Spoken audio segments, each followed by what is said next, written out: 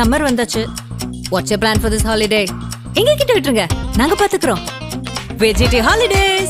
GT Holidays, South India's #1 travel brand. Purity you can feel. Intention you can carry.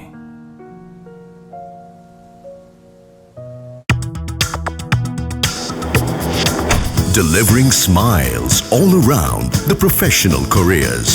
Reach us to reach them. பெயர் பெற்று விளங்கின ஒரு மனிதன் சொன்னால் K Rajan அவர்கள். இந்த தற்கான பின்னணி என்ன சார்?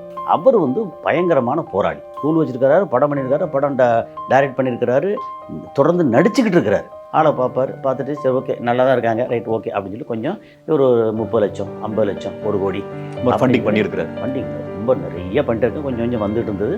ஒரு கட்டத்தில் பார்த்தா அவர் என்ன சொன்னார்னா, பர்சனலாக வேறு பேசினார், ஒரு 8.5 கோடியோ 9 கோடி ரூபா பணம் வெளியே நிற்கிது. ஆனால் என்னென்னா எனக்கு திடீர்னு எனக்கு ஹாஸ்பிட்டலுக்கு செலவுக்கு தேவைப்பட்டுச்சு, ஒரு 4-5 லட்ச ரூபா தேவைப்பட்டுச்சு. அது எனக்கு கிடைக்கல. ஏன்னா பணம் வெளியில், அவர் பணம் வெளியில் கிடக்கு, ஆனால் அவர் தேவைக்கு கிடைக்கல. அந்த செய்தியாளருடைய சந்திப்பில் கூட அவருடைய மகன் கூட அதை தான் பேட்டியில் சொல்லியிருக்காரு. ஆடியோ லஞ்சா எந்த ஒரு படத்தை முதல்ல கேட்டுட்டு அங்கே ஏதாவது ஒன்று சொல்லிவிட்டு, அதாவது இங்கே சினிமாவில் நடக்கக்கூடிய அவலங்கள் இருக்கு இல்லையா, அந்த அவலங்கள் வெளிப்படையாக டான்னு பேசுவார். அது அன்றைக்கி பேசுபொருளாக இருக்கும். இது எப்படின்னா, படம் எடுத்தார், நஷ்டப்பட்டார், கடன் தொல்லை, தற்கொலை பண்ணிட்டார் அப்படிங்கிற மாதிரி ஒரு சாதாரண திரைக்கதை இல்லை. எவ்வளோ தான் நெருக்கமாக பழகியிருந்தாலும் ஒரு அளவுக்கு மேலே, ஏன்னா இந்த மாதிரி ஒரு இவ்வளோ பணம் சேரலைங்கிறக்கா ஒருத்தர் இவ்வளோ வீரமாக பேச பயங்கர தைரியசாலி. ஏன்னா அதான் சொல்ல பர்சனலாக பழகிக்கும் பார்த்து பயங்கர தைரியசாலி. இவ்வளோ தைரியசாலி எப்படி ஒரு பண்ணுவாங்களா? ஆகாயம் தமிழ் பார்வையாளர்களுக்கு அன்பு வணக்கம். இன்றைய நேர்காணலில் உலக செய்தி பகுப்பாய்வாளர் திரு கஸ்ஸாலி அவர்கள் நம்முடைய இருந்திருக்கிறார். அவரோடு பேசுகிறார். வணக்கம் சார். வணக்கம். தயாரிப்பாளர், இயக்குனர், எழுத்தாளர், இப்படி பன்முகத்தன்மை கொண்ட ஒரு மனிதராக சினிமா, குறிப்பாக தமிழ் சினிமா துறையில் பெயர் பெற்று விளங்கின ஒரு மனிதன் சொன்னால் கே ராஜன் அவர்கள். அவருடைய இந்த சினிமா துறையில் மிகப்பெரிய ஒரு வருத்தத்தையும் அதிர்ச்சியை ஏற்படுத்தியிருக்குது. இந்த தற்கான பின்னணி என்ன சார்? பின்னணின்னு பட்டுன்னு சொல்ல முடியாது. என்னென்னா, எந்த ஒரு மனிதனுக்கும் ஓகே பிரச்சனைகள் இல்லாத மனிதன் யார் அப்படின்னு சொல்லி கேட்டோம்னா, ஒன்று இன்னும் பிறக்காத ஆள், இன்னொன்றும் உயிரோடு இல்லாத ஆள். உயிரோடு இருக்கக்கூடிய அத்தனை பேருக்கும் பிரச்சனை இருக்குது.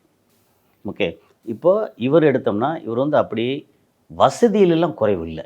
அவருக்கு சொந்தமாக ஸ்கூல் இருக்குது, பசங்க அப்படின்னு சொல்லி ரொம்ப ஒரு நல்ல வாழ்க்கை தான். கடைசி காலத்தில் அவருக்கு கொஞ்சம் குடும்பத்தில் ஏதோ சரி பிரச்சனை, என்ன பசங்களோட எல்லாம் கொஞ்சம் முன்னப்பின வரத்தான செய்யும். அவருக்கான வயசு 85. 85ங்கிறது எப்படின்னா நிறைவு வாழ்க்கை வாழ்ந்த வயசு. நமக்கு 75 தாண்டினாலே நம்ம ஓகே வாழ்க்கை வாழ்ந்துட்டோம்.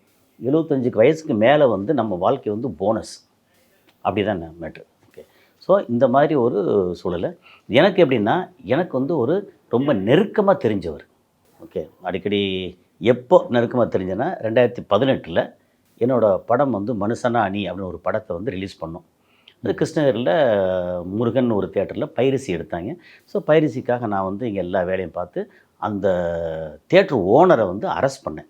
அப்போ தான் யார் யாது கசாலின்னு ஒரு புதுசாக ஒரு ஆள் இப்படி ஒரு சின்ன பட்ஜெட்டில் படத்தை எடுத்து இப்படி பண்ணிகிட்ருக்காங்க, பைரசிக்கு எதிராக, சினிமா திருட்டுக்கு எதிராக இவ்வளோ பண்ணிட்டுருக்காருன்னு சொல்லி, அதுக்கப்புறம் தயாரிப்பாளர் சங்கத்துக்கு போயிருக்கும்போது அவர் இருந்தார். ஏப்பா நீ தான் கசாலியா, என்ன இப்போது பயங்கரமாக வேலையை பார்த்துருக்கேப்பா அப்படின்னார். சொல்லிட்டு அப்புறம் அவரோட உட்காந்து மணிக்கணக்காக பேசும்போது என்ன சொன்னார்னா, ஒரு கமலஹாசன் படத்துக்காக அவர் நிறைய பைரசி இதுக்காக, எனக்கு பர்டிகுலர் ஏன் சொல்கிறேன்னா, நமக்கான அறிமுகம் ரொம்ப நெருக்கமானதே. அவர் பயங்கரமான போராளி. ஓகே, ஸ்கூல் வச்சுருக்கிறாரு, படம் பண்ணியிருக்காரு, படம் டைரக்ட் பண்ணியிருக்கிறாரு, தொடர்ந்து நடிச்சுக்கிட்டு இருக்கிறாரு. ஓகே, சரி இந்த மாதிரி ஒரு சூழலில் அப்போ ரொம்ப நேரம் பேசும்போது அவர் ஒரு கமல் படத்துக்காக பர்மா பஜார் இருக்கு இல்லையா, இங்கே அங்கே போய் கடைகள்லாம் போய் சண்டை போட்டு சத்தம் போட்டு அடித்து உடைக்கிறதுக்கு ரெடியாகி பிரச்சனை கைகலப்பெல்லாம் அவரை போலீஸ் அரெஸ்ட் பண்ணி அந்த மாதிரிலாம் நடந்துச்சு. பைரசிக்கு எதிராக அவ்வளோ பேசுவார். இப்போ நம்ம பைரசிக்கு எதிராக அவர் போராடணும்னு தெரிஞ்சதுக்கப்புறம் அவ்வளோ ஆதரவு கொடுத்தாரு. அதுக்கப்புறம் அடிக்கடி பேசுவோம், என்ன கசாலி, என்ன நடக்குது, எப்படி இருக்குது இந்த சினிமா, இந்த மாதிரி பண்ணுறாங்களே, எப்படி செய்கிறாங்களே, ரொம்ப அவரோட வருத்தங்கள் இருக்கு இல்லையா. சினிமா ஆரோக்கியமாக இல்லை அப்புறம் ஒரு பக்கம் பார்த்தா பெரிய பட்ஜெட்னு கொண்டு போய் ஒரு உதாரணத்துக்கு ஒரு 3000 கோடி ரூபா 3500 கோடி ரூபா வருஷத்துக்கு வருது அப்படின்னா அதில் வந்து ஒரு 15 படம் 20 படம் வந்து அதில் முக்கால்வாசி 80% அள்ளிட்டு போயிடுது. அதுக்கப்புறம் மிச்சம் இருக்கிற 20% தான் வந்து ஒரு 200 படங்களுக்கு வந்து நஷ்டப்பட்டு கொஞ்சம் வெளியே வர்ற மாதிரி இருக்குது. இதுக்கு ஒரு வழி பண்ண முடியலன்னு சொல்லி நிறைய பேசியிருக்கிறாரு. அது போக வடபழனியில் எனக்கு ஆஃபீஸ் இருக்கும்போது, இப்போ அந்த ஆஃபீஸ் வந்து ஏற்கனவே நான் சொல்லியிருக்கேன் இந்த மாதிரி அப்படின்னு சொல்லிட்டு, ஏன்னா அவர் வந்து என்னை வந்து எப்போவுமே ஒருமையில் தான் பேசுவார். அவ்வளோ அன்பு. என்னை வந்து சினிமா துறையில் இருக்கிறதுல ஒரு 3 பேர் ஒருமையில் பேசுவாங்க. ஒன்று இவர் கே. ராஜன், இன்னொன்று வந்து கலைப்புலி தானு இருக்கார் இல்லையா, அவர் வந்து ஒருமையில் அன்பில் பேசுவார். என்ன தம்பி நீ எப்படிப்பா அப்படின்னு பேசுவார். அதே மாதிரி ஆர்கே செல்வமணி, அந்த மாதிரி ரொம்ப ஆர்கே செல்வமணி, அப்புறம் வந்து ஆர்வி உதயகுமார், இந்த மாதிரி ரொம்ப நெருக்கமாக இருக்கிறவங்க ஒருமையில் பேசுவாங்க. ஏன்னா அவ்வளோ நெருக்கமாக அன்பில் பேசக்கூடியவங்க. இவர் அந்த மாதிரி அவ்வளோ அன்பில் அவர் கரெக்டாக அடிக்கடி வருவார். அங்கே வந்து நம்ம இவர் லியாகத் அலிகான்னு சொல்லி விஜயகாந்த் கூட இருந்தார் இல்லையா, அவர் வந்துட்டு என் கூட ஃபுல்லாக இருந்தார்.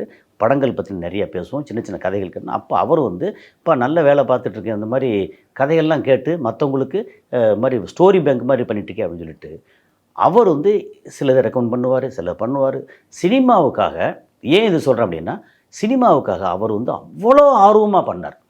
இப்போ வெளியிலேருந்து அவரோட ஹிஸ்ட்ரி, இவர் இங்கே பிறந்தார், இப்படி வந்தார், ஸ்கூல் வச்சார், இந்தந்த படங்கள்லாம் பண்ணார், இந்த படம் டைரக்ட் பண்ணார் அப்படிங்கிறது அது ஜெனரல் நியூஸ். இப்போ நமக்கு வந்து நெருக்கமாக வந்து பழகிருக்கோம்ல, அந்த பழக்கத்தில் கடைசியில் ரொம்ப அப்படியே எல்லாம் பண்ணார். அப்புறம் இன்னொரு இது என்னென்னா, அவரோட மகன் அதை பற்றி ரொம்ப பேசுவார். ஒரு மகனை பற்றி ஒரு மாதிரி பேசுவார். இன்னொரு மகன் வந்து நம்ம கேஆர் பிரபுன்னு சொல்லி பேர். அவர் வந்து எல்கேஜின்னு ஒரு படம் வந்துச்சுல்ல, ஆமாம், அந்த படத்தோட இயக்குனர் அவர், அவரோட மகன். ஏன்னா இவர் வந்து எப்படின்னா, நம்ம ஐசரி கணேஷ் இருக்கார்ல, அவரோட நெருங்கிய உறவினர். ஓகே, ஐசரி வேலன் ஐசரி கணேஷன் நெருங்கிய உறவினர் அப்படி சொல்வார். அந்த ஐசரி கணேஷ் அந்த வேல்ஸ் ஃபில்ம் இருக்கு இல்லையா, அதான் தயாரித்தாங்க. அந்த படத்தில் எல்கேஜிங்கிற படம் ஆர்ஜே பாலாஜி நடித்து நல்ல சூப்பர் ஹிட்டான படம். அதுக்கு வந்து அவர் கேஆர் பிரபு. அப்புறம் கேஆர் பிரபு நம்ம ஆஃபீஸ்க்கு வந்தார். அப்புறம் அவங்க அப்பாவை பற்றி எல்லாம் பேசும்போது அவங்க அப்பா பற்றி எல்லாம் சொல்லுவார். இந்த மாதிரி பயங்கர இந்த வயசுலேயே ரொம்ப போராளியாக இருக்கார், ரொம்ப பெருமையாக பேசுவார். அடிக்கடி வந்து அவர் கே. ராஜன் வந்து ஆஃபீஸ்க்கு வருவார், பேசுவார். மத்தியானம் வந்து எல்லாம் உட்காந்து சாப்பிடும்போதும் வந்ததுலேருந்து கிளம்பி போகிற வரைக்கும் சினிமா பற்றி மட்டும்தான் பேசுவார்.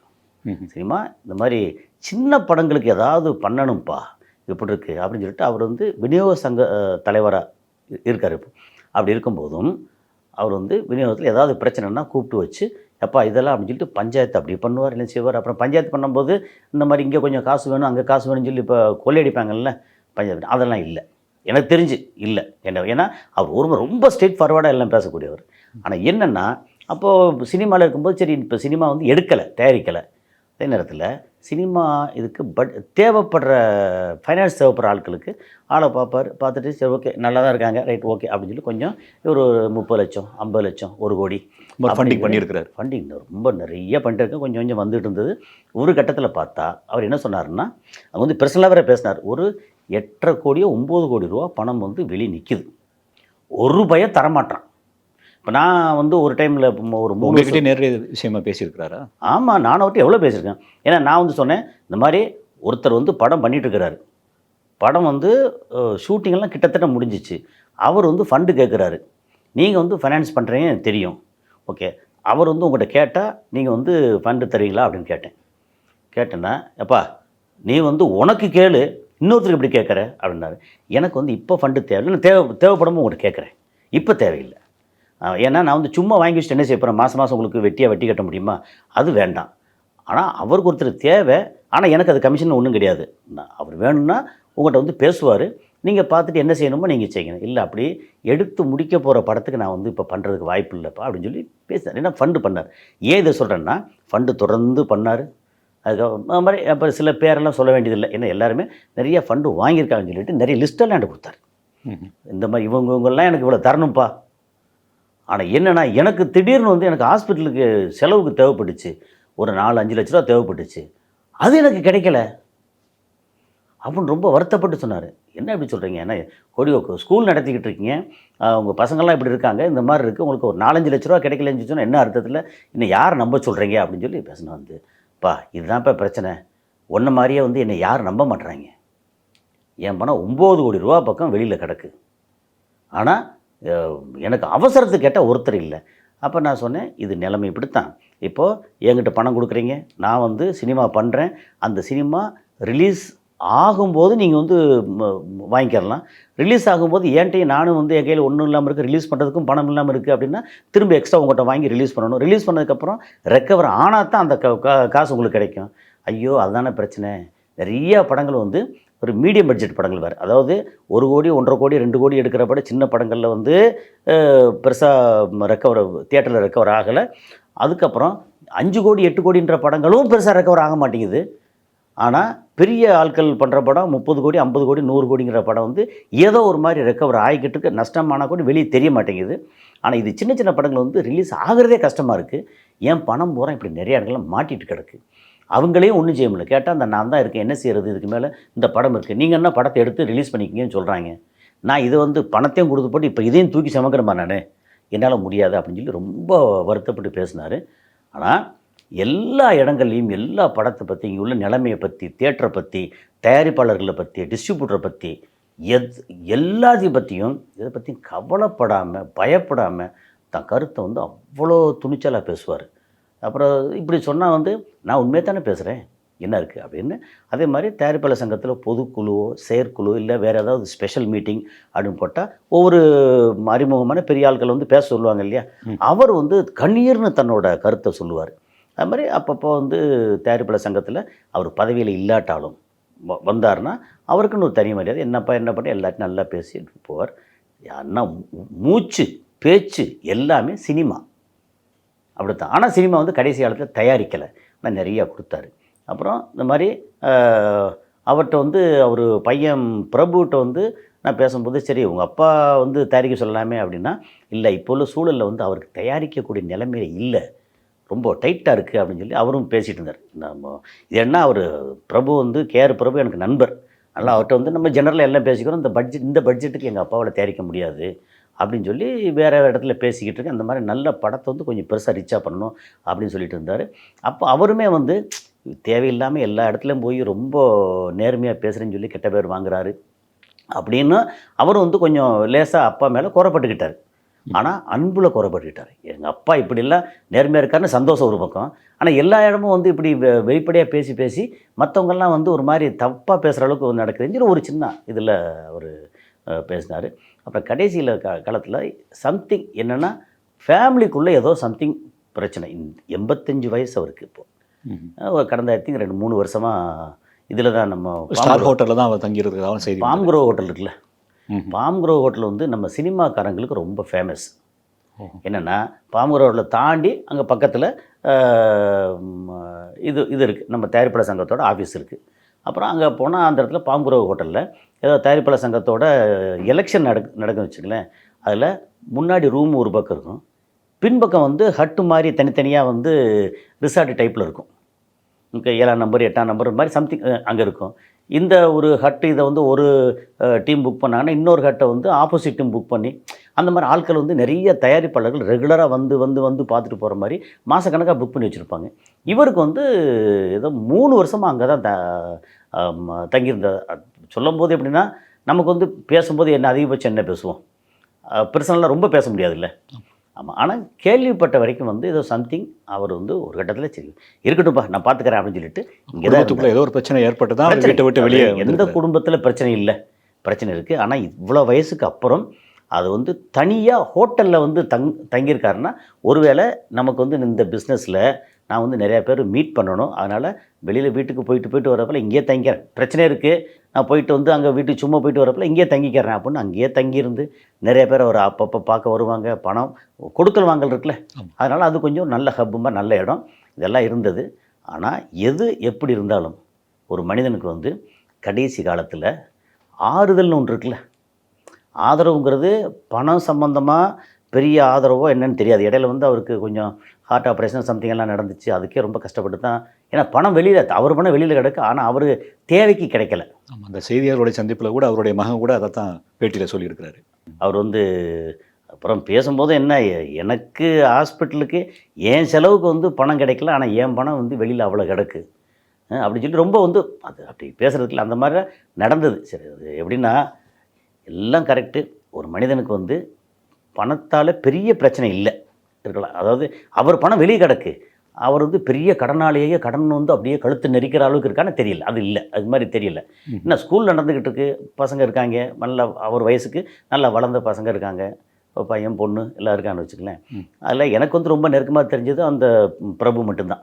ஓகே, மற்றபடி மற்றவங்களும் யாரும் எனக்கு தெரியாது. பட் சொல்லுவார், சொல்லும்போது சரி சார் இருக்கட்டும் விடுங்க அப்படின்னு சொல்லி சொன்னால், உனக்கு என்னப்பா நீ வந்து சரி இன்னும் ஆண்டு அனுபவிக்கணும் நிறையா இருக்குது அப்படின்னு சொல்லி நல்லா ரொம்ப அவ்வளோ பாசமாக பேசுவார்.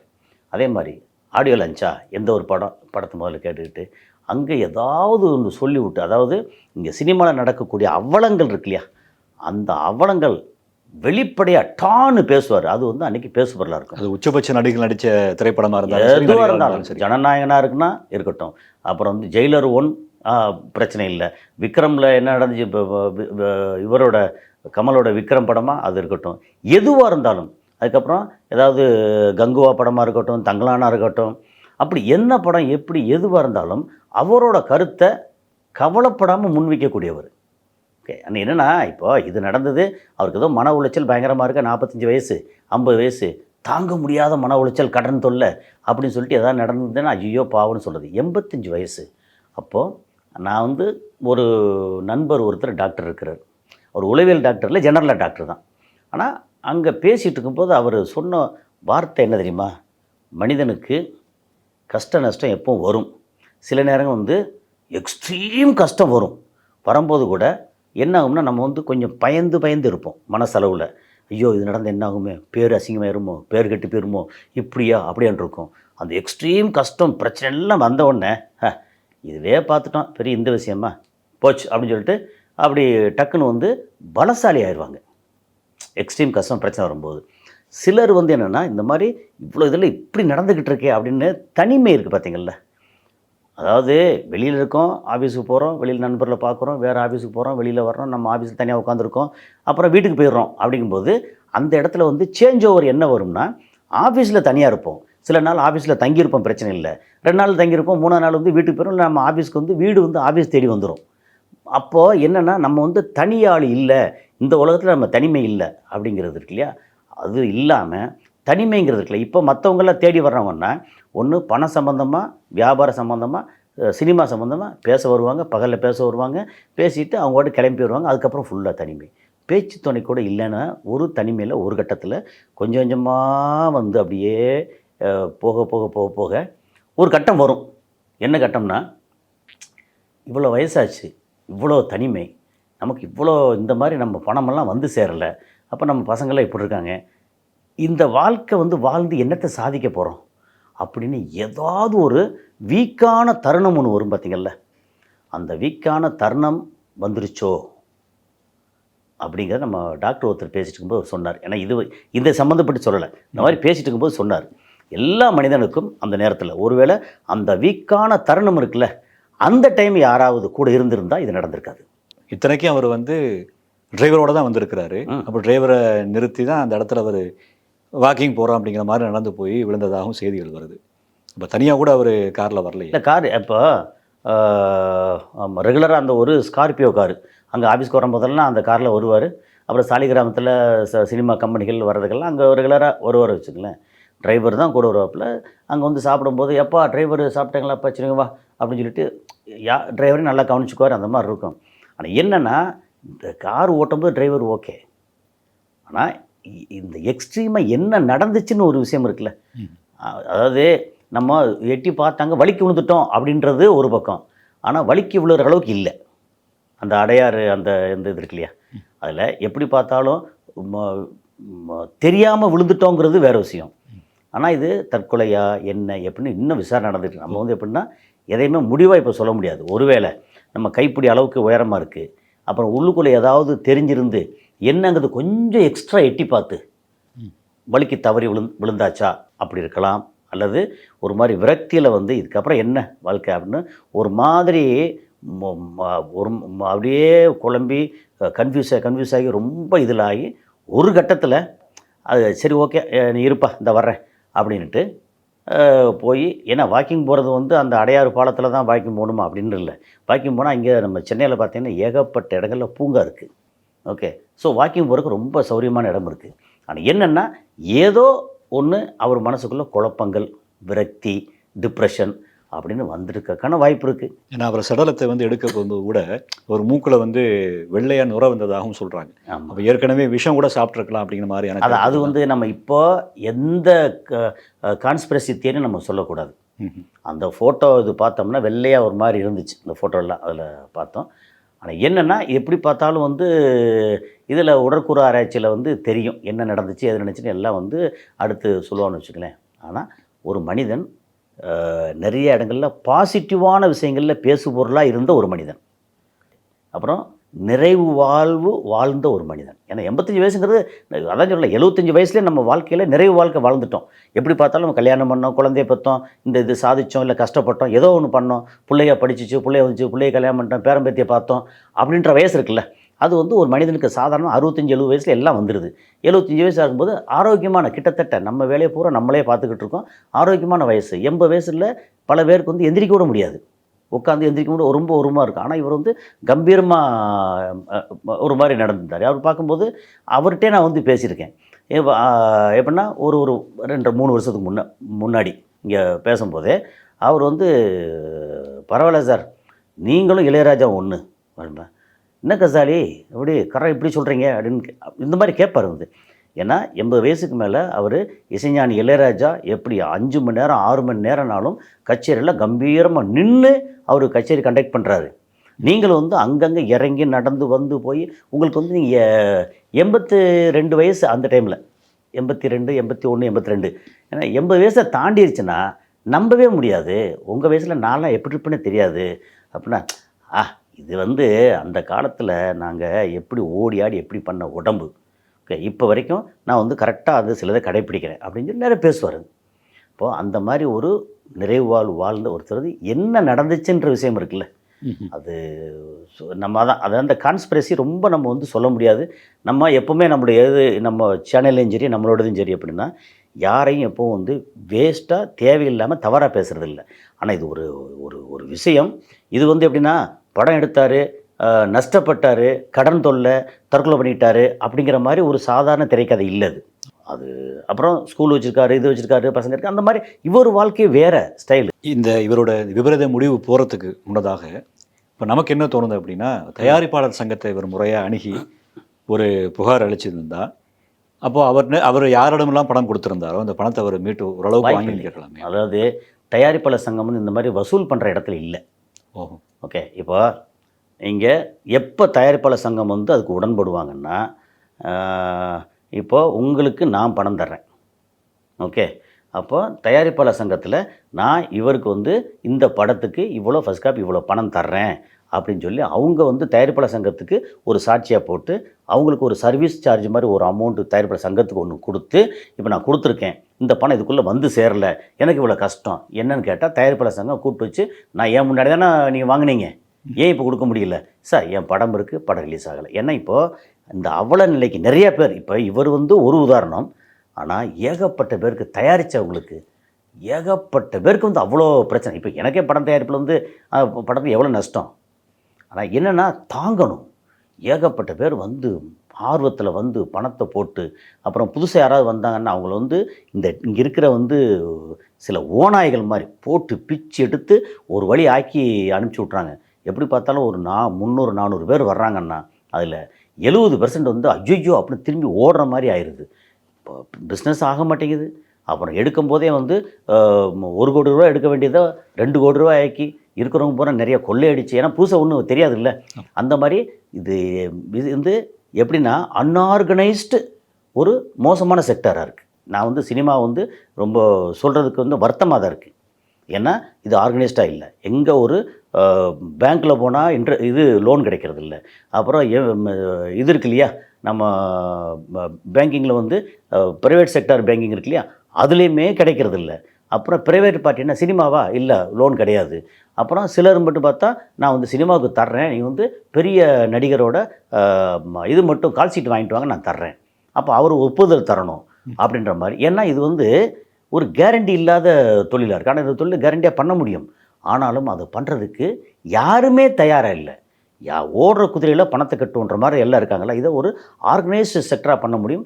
அந்த இதில் வந்து பண்ணதில் 2 பேர் தமிழ் சினிமாவில் பண்ணாங்க. ஒருத்தர் வந்து ராமநாராயணன் பண்ணார். சின்ன சின்ன படங்களாக எடுத்தார், போடுவார். ஒரே நேரத்தில் 3 படம் வந்து ஷூட்டிங் போய்கிட்டு இருக்கும். இவர் போவார், இவர் கரெக்டாக இந்த கதை என்னப்பா எல்லாம் பார்த்துட்டு நடந்துக்கிட்டு இருக்கும். ஒரு படம் கூட அவருக்கு வந்து நஷ்டப்பட்டதில்லை. ஏன்னா எடுத்த அந்த பட்ஜெட் இருக்குல்ல, அதை கை கடக்கமான பட்ஜெட்டு. அதுக்கப்புறம் வந்து தமிழ் சினிமாவை வாழ வைக்கிறதுக்கு வெளிமாநிலத்தில் வந்த ஒருத்தர் ஆர்பி சௌத்ரி வந்து தமிழ் சினிமாவில் எத்தனை படம், இன்னும் 100 படம் பக்கம் வந்துருச்சு. நான் வந்து இப்போ போன வாரம் தான் இதில் ராஜஸ்தானில் ஒரு மேரேஜ் போயிருக்கும்போது வந்து ஆக்சிடெண்ட் ஆனார். ஓகே, அவர்கிட்ட அப்படி தான் நெருக்கமாக நான் வந்து பேசியிருக்கேன். இந்த மாதிரி இந்த 2 பேர் தான் வந்து சினிமாவில் வந்து நஷ்டப்படாமல் எப்படி பண்ணணுமோ அதுக்கு அடுத்து வேறு யாருக்குமே வந்து அந்த இது இல்லை கையில். அந்த ஆசைப்படுறவங்களுக்கு கையில் பணம் இல்லை. ஓகே, பணம் இருக்கிறவங்களுக்கு அந்த ஆசை இல்லை. எடுத்த உடனே டக்குன்னு வந்து பெரிய பெரிய ஆள்கிட்ட கொடுத்து ஒரே படத்துலேயே நம்ம அள்ளிடுவோம் அப்படின்ற மாதிரி, அல்லது ரிஸ்க் இல்லாமல் நம்ம பண்ணிடுவோம்னு நினச்சி பெரிய ரிஸ்க் எடுக்கிறது இந்த மாதிரி. ஸோ அதனால் சினிமா வந்து ஆரோக்கியமாக இல்லாதது ஒரு காரணம். நீங்கள் தயாரிப்பாளர் சங்கத்தில் போய் முறையிட்டாலும் ஒன்றும் நடக்க போகிறதில்ல. என்ன கேட்டால் கொடுத்தீங்க, கூப்பிட்டு ஓரளவு படத்தை ரிலீஸ் பண்ண போகும்போது ஏதாவது பிரச்சனை வந்துச்சுன்னா கூப்பிட்டு இந்த மாதிரி சரி எவ்வளோ பணம் தரணும், இவ்வளோ பணம் தரணுமா, என்ன பண்ணுறீங்க அப்படின்னு என்னமாவது வந்து அட்ஜஸ்ட் பண்ணி கொடுப்பாங்களே. தயாரிப்பாளர் சங்கம் இதில் தலையிட்டு ஒன்றுமே பண்ண முடியாது. ஏன்னா தயாரிப்பாளர் சங்கத்தோட கேரண்டியில் யாரும் கொடுக்கறதில்ல. தனிப்பட்டதில் கொடுக்குறாங்க. அப்புறம் இப்போல்லாம் என்ன செய்வாங்கன்னா, சின்ன படங்களா, மீடியம் பட்ஜெட் படங்களா, நான் வந்து சரி 5 கோடி தர்றேன், எனக்கு வந்து 12 கோடி 15 கோடிக்கான சொத்து இருந்தால் கொடுங்க, அதுவும் பேரில் நான் தர்றேன். அந்த மாதிரி ப்ரைவேட் இது அப்படி தான் தர்றாங்க. இல்லை ஆட்கள் வந்து பெரிய ஹீரோஸ் இருக்காங்களா, உதாரணத்துக்கு ஒரு தனுஷோ சிம்போ இந்த மாதிரி ஆட்கள்லாம் அவங்க வந்து ஓகே நான் வந்து படம் பண்ணுறேன்னு சொல்லிட்டு அவங்க வந்து அக்ரிமெண்ட்டில் சைன் பண்ணுவாங்க இல்லையா, அந்த சைன் பண்ணதுக்கு அப்புறம் தான் இவங்க வந்து தர்றாங்க. ஸோ இந்த மாதிரி சினிமா வந்து ஒரு அன்ஆர்கனைஸ்டு செக்டாராக இருக்குது. அது போக ஒரு கண்ட்ரோல் இல்லை. இந்த இதுக்கு வந்து இந்த மாதிரி கதை, இந்த ஜேனர் கதை இவங்க நடிக்கிறாங்க, இதுக்கு இந்த பட்ஜெட்டுக்குள்ளே பண்ணணும் அப்படின்னா முதல்ல கொடுக்கும்போது ஒரு பட்ஜெட்டை கொடுத்துட்றாங்க. உதாரணத்துக்கு ஒரு 1.25 கோடி ரூபாயில் நான் வந்து இந்த படத்தை ஃபஸ்ட் காப்பி எடுத்துருவேன் அப்படின்னு சொல்லிட்டு ஆரம்பித்து 1.25 கோடி முடியும் போது இன்னும் பாதி படம் தான், பாதி ஷூட்டிங் தான் முடிஞ்சிருக்கு, இன்னும் பாதி வேணும். அப்போ என்ன பண்ணுறது அப்படின்னா, பணத்தையும் போட்டாச்சு, நடுக்கணத்தில் நிற்கிறோம், பாதி கணக்கு தாண்டிடும், ஐயோ சொல்லு. அதுக்கப்புறம் போய் வெளியில் அங்கங்கே ஏதோ முடிஞ்சால் என்னத்தையாவது பண்ணி காசை கொண்டு கொடுக்க கடைசியில் 2 கோடி 2.25 கோடி 2.5 கோடி அப்படின்னு போய் நிற்கும்போது படம் முடிஞ்சு பார்த்தா இதுக்காக இவ்வளோ காசு செலவு பண்ணோம். என்னன்னா இந்த பக்கம் படத்துக்கு செலவு பண்ணாமல் படத்துக்கு பின்பக்கம் வந்து எக்கச்சக்கமாக கொள்ளையடிச்சு போகிறது நிறைய நடந்துக்கிட்டு இருக்கீங்க. அந்த மாதிரி ஒரு சூழலில், ஒரு ஆரோக்கியம் இல்லாத ஒரு சினிமா சூழலில் அவரோட பணம் நிறைய இடங்களில் மாட்டிக்கிடுச்சு அப்படிங்கிறது தான் இப்போது தெரிஞ்சது. அதையும் மீறி உள்ள என்ன நடந்துச்சு அப்படிங்கிறது நமக்கு முழுசாக தெரியாது. எவ்வளோ தான் நெருக்கமாக பழகியிருந்தாலும் ஒரு அளவுக்கு மேலே, ஏன்னா இந்த மாதிரி ஒரு இவ்வளோ பணம் வந்து சேரலைங்கிறக்கா ஒருத்தர் வந்து இவ்வளோ வீரமாக பயங்கர தைரியசாலி. ஏன்னா அதான் சொல்ல பர்சனலாக பழகிக்கும் பார்த்துக்கும் பயங்கர தைரியசாலி. இவ்வளோ தைரியசாலி வந்து எப்படி ஒரு தற்கொலை பண்ணுவாங்களா அப்படின்னு டவுட் இருக்குது. அப்போ நமக்கு இன்னும் இப்போ நிறைய பேர் பேசியிருக்கலாம், யாருக்குமே உண்மையான முழுமையான காரணம் யாருக்குமே தெரியாது. இது நடந்துருச்சு, அவர் எப்பேற்பட்டவர், இந்த 2 தான் இருக்குமே ஒழிய இதுக்கு இடையில யார் என்ன பேசினாலும் அது வந்து ஒரு கான்ஸ்பிரசி தான். மற்றொரு நேர்காணலை சந்திக்கலாம். உங்களுடைய நேரத்திற்கு நன்றி. நன்றி.